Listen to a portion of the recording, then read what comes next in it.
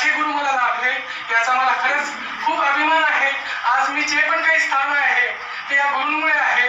तर मला माझ्या कॉलेजमध्ये देखील माझ्या पत्की मॅडम असतील, निरगुडे मॅडम असतील, किंवा आता मी जे काही शिक्षण घेत आहे यामध्ये, किंवा पुण्याला मी जेव्हा शिक्षण घेत होतो तेव्हा मला ॲक्युप्रेशरला शिक्षण देणारे डॉक्टर ज्योती मॅडम, आणि त्याच वेळेस मी ज्या मेसमध्ये जेवायचो त्या मावशीने मला सगळा स्वयंपाक शिकवला.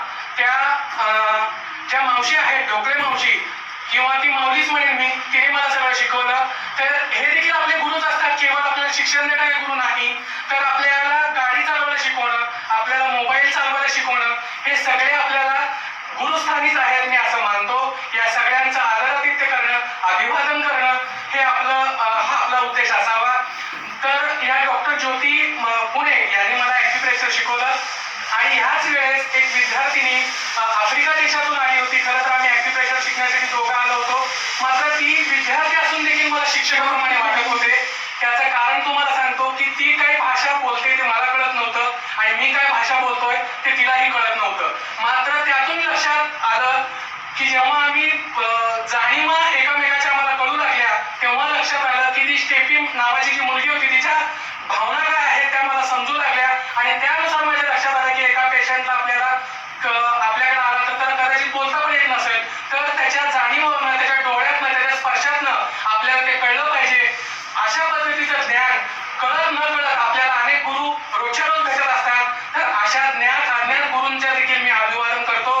तसेच मी एका ठिकाणी शिबिरासाठी जात होतो. त्याच वेळेस एक धडधाकट माणूस माझ्याकडे भीक मागायला आला, आणि मी त्याला भीक दिली नाही. मात्र त्याच वेळेस रस्त्याच्या उजव्या साईडला माझी नजर गेली, आणि त्या ठिकाणी एकाला 2 पाय नव्हते, आणि तो व्हीलचेअरवर बसला होता. व्हीलचेअर छोटीशी अशी लाकडी, आणि त्याच्याद्वारे तो काय करत होता तर हाताने सगळ्या गोष्टी साफ करत होता हॉटेलच्या समोरच्या, आणि काही व्यक्ती त्याला पैसे देत होते. मात्र म्हणजे ह्याच्यातनं जो धडधाकट माणूस आहे पण त्याला मनाचं अपंगत्व आहे, मात्र जो खरोखर अपंग आहे पण तो त्याच्याकडे मनाचं अपंगत्व नाही, तर ह्या भिकाऱ्याने तो भिकारी देखील माझ्यासाठी गुरुच आहे.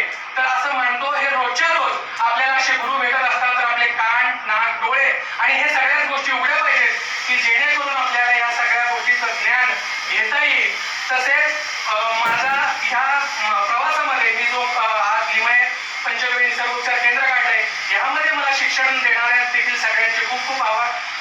तर यामध्ये मला ॲक्युप्रेशरचं तसेच मॅग्नेट थेरपी याचं जे शिक्षण दिला त्या डॉक्टर त्रिवेदी मॅडम इंदोरच्या, त्यांचे खूप खूप आभार.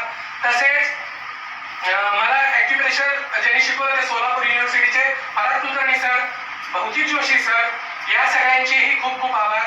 तसेच मला ॲक्युपंक्चर, कपिंग, मोक्षा हे शिकवणारे डॉक्टर प्रतिभा कोकंदे यांचेही मनापासून मी अभिवादन करतो.